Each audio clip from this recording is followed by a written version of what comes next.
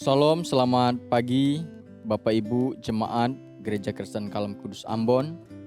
Kita bersyukur pagi hari ini kita boleh diberikan napas kehidupan dan kesempatan untuk menjalani kehidupan sepanjang hari ini. Sebelum kita memulai segala aktivitas kita, saya mengajak kita semua untuk merenungkan sebagian dari firman Tuhan. Dan biarlah firman Tuhan ini boleh membekali kita di dalam kita menjalani hidup ini untuk memuliakan Tuhan.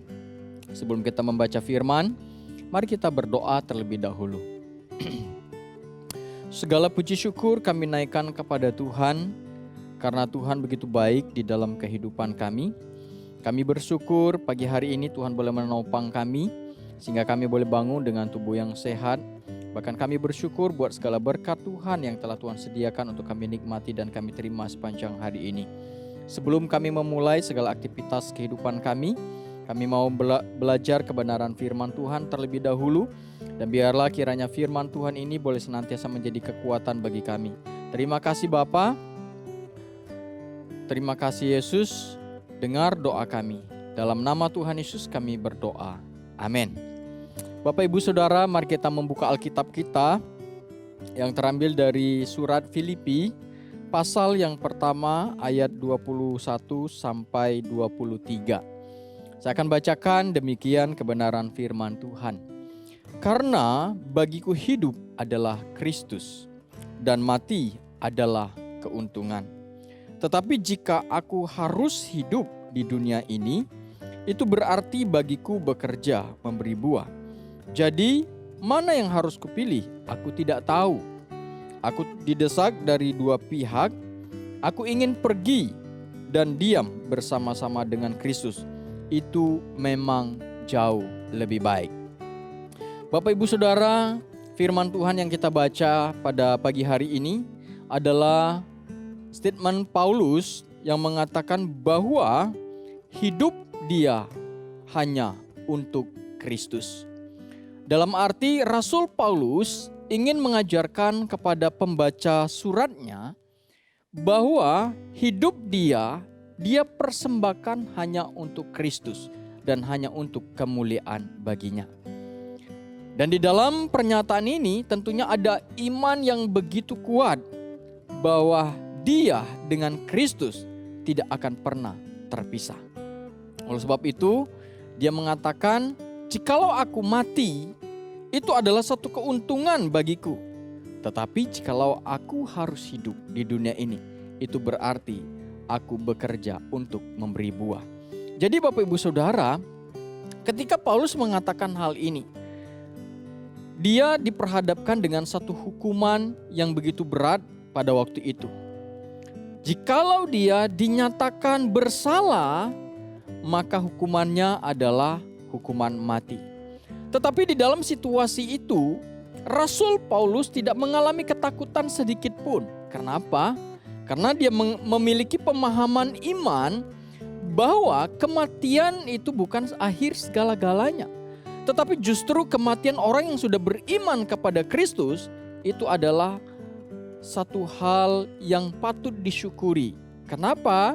Karena lewat kematian itu merupakan langkah awal bagi kita untuk memulai kehidupan yang baru bersama-sama dengan Kristus di dalam kerajaan sorga. Nah, oleh sebab itu dia mengatakan, jikalau aku disuruh pilih, mana yang dipilih? Mengalami kematian atau tetap hidup? Dia bilang dua-duanya sama baik. Jikalau aku mati, itu adalah satu keuntungan karena aku akan berjumpa dengan Kristus dalam kerajaan sorga muka dengan muka. Tetapi jikalau aku harus hidup di dunia ini, itu berarti aku bekerja memberi buah. Dalam arti selama Rasul Paulus hidup, dia mendedikasikan hidupnya untuk Kristus, untuk bekerja memberi buah, untuk memuliakan Kristus. Oleh sebab itu kalau kita membaca sejarah kehidupan Rasul Paulus, di mana apapun yang dia lakukan untuk Tuhan. Apapun yang dia buat untuk Tuhan. Sehingga seluruh pelayanannya sungguh menjadi berkat bagi banyak orang, termasuk bagi kita, orang-orang Kristen pada zaman sekarang ini. Bapak Ibu Saudara, kita sebagai orang Kristen pada zaman sekarang ini harusnya juga memiliki pemahaman yang sama seperti yang dimiliki oleh Rasul Paulus. Di mana jikalau kita mati, kita tidak takut.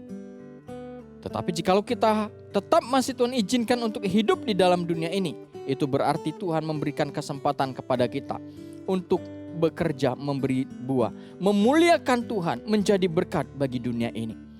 Bapak Ibu Saudara, oleh sebab itu ketika kita diperhadapkan dengan kematian akhir-akhir hidup kita, kita tidak usah takut. Kenapa? Karena kematian itu adalah langkah awal bagi kita untuk menikmati kehidupan yang sesungguhnya bersama dengan Kristus di dalam kerajaan sorga. Tetapi jika Tuhan masih memberikan waktu kepada kita sampai saat ini untuk hidup di dalam dunia ini, kita juga harus ingat bahwa hidup kita untuk Kristus, yaitu untuk memuliakan Kristus di dalam kehidupan kita. Oleh sebab itu, saya mengajak kita semua sebagai orang yang telah percaya kepada Kristus, jalanilah hidup ini dengan takut dan gentar kepada Tuhan. Jalanilah hidup ini untuk memuliakan Tuhan, untuk menjadi berkat bagi sesama kita, bagi orang-orang yang di sekitar kita, sehingga orang-orang di sekitar kita pun dapat mengenal Tuhan, bahkan dapat beriman kepada Tuhan dan mengalami anugerah Tuhan seperti yang telah kita alami di dalam kehidupan kita. Bapak Ibu Saudara, mari kita memulai kehidupan kita dengan statement yang Rasul Paulus katakan, yaitu jikalau aku hidup hari ini, itu berarti kesempatan bagiku untuk bekerja, memberi buah, memuliakan Tuhan, menjadi berkat bagi sesama kita manusia. Biarlah firman Tuhan ini menjadi berkat bagi kita. Mari kita berdoa. Segala puji syukur kami naikkan kepada Tuhan buat kebenaran firman Tuhan yang kami renungkan pada pagi hari ini. Biarlah firman Tuhan ini boleh senantiasa menopang kami di dalam kami menjalani kehidupan ini. Ajar kami Tuhan untuk memiliki komitmen yang kuat, yaitu saat kami hidup kami harus memberi buah, memuliakan Tuhan, menjadi berkat bagi sesama kami. Terima kasih Bapa, berkatilah kehidupan kami sepanjang hari ini. Ajar kami untuk memuliakan Tuhan, ajar kami untuk menghasilkan buah, sehingga nama Tuhan dipermuliakan di dalam kehidupan kami. Berkati kami dalam kesehatan, berkati kami dalam rumah tangga, berkati kami di dalam pekerjaan, bahkan berkati masa depan kami. Terima kasih Bapa, ini doa kami. Dalam nama Tuhan Yesus kami berdoa. Amin. Salam, selamat pagi Bapak Ibu Saudara. Selamat beraktivitas, Tuhan Yesus memberkati kita semua. Amin.